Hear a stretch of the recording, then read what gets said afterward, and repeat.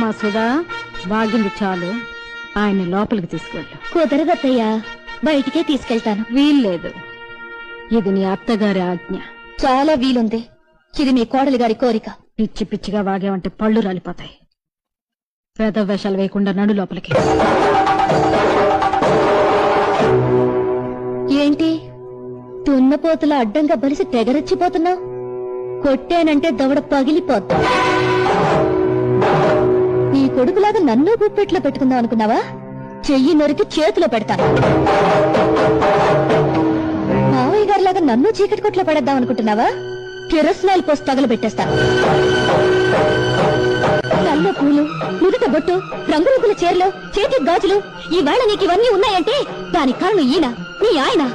ఆయన్ని బయటికి తీసుకెళ్తానంటే వద్దంటావా? చెప్పు తెగిపోద్ది. నేను తిట్టగలను అత్తయ్య గారు, కానీ తిట్టను. ఎందుకంటే అత్తయ్య గారంటే అభిమానం, పెద్దలంటే గౌరవం.